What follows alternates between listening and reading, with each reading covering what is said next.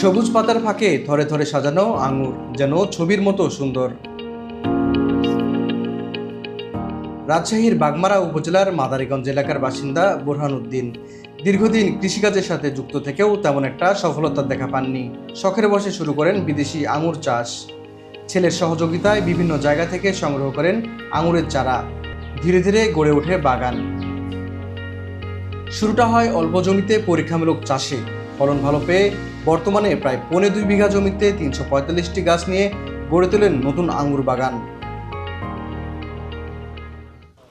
বিগত দিনে অনেক খ্যাতি করছি, আমি বেগুন করছি, হলুদ করছি, আদা করছি, এগুলো তো আমি সফলতা অর্জন করতে পারি না।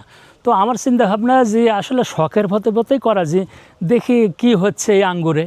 তো আমার খুব ভালো লাগছে, আলহামদুলিল্লাহ, লাভ যেটাই হোক আমার মন ভরে গেছে আর কি দেখে।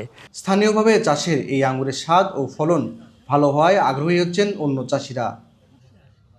বাংলাদেশে এভাবে চাষ হচ্ছে এত আঙ্গুর, তো আসলে আমাদের প্র্যাকটিক্যালে দেখার পরে উদ্যোগটা আরও বেড়ে গেল। তো আমরাও আশাবাদী যে এরকম একটা আঙ্গুরের চাষ করব আর কি, যদি লাভবান হই, এজন্যে আমাদের আশা। এখানে বিদেশে আঙ্গুর হয় এটা জানতাম, তবে বাংলাদেশে যে এত ফলন এবং এত সুস্বাদু ফল তৈরি হয় এটা এখনই এবছরে আমি প্রথম দেখলাম। আগামী বছর থেকে বাণিজ্যিকভাবে এই আঙুর বাজারে বিক্রির পরিকল্পনা রয়েছে। আর মার্কেটিংয়ের ব্যাপার বা আঙ্গুর সেল করা যে ব্যাপারটা, এবার ঈদের মধ্যে তো আমাদের আশা করছি ঈদের মধ্যেই আঙ্গুর পুরোপূর্ণ লাল বাগানটায় ভরে যাবে। তা আমার একটা চাওয়া যে আমি আব্বুর সাথে আলোচনা করলাম যে আমরা বাগানটা উন্মুক্ত করে দিব।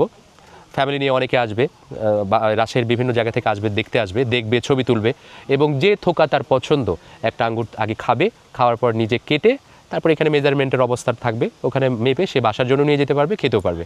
এইভাবে আপাতত চাচ্ছি, আমরা একটা সুযোগ করে দিতে চাচ্ছি। সামনের বছর থেকে হয়তো বা আমরা বাজারজাতের একটা প্রক্রিয়াতে যাব। বোরহান উদ্দিনের বাগানে চলতি বছর আঙুর উৎপাদনের লক্ষ্যমাত্রা ধরা হয়েছে 7,200 কেজি, যার আনুমানিক বাজার মূল্য 21 লক্ষ টাকা। মনিরুল ইসলাম, স্কাই বাংলা, রাজশাহী।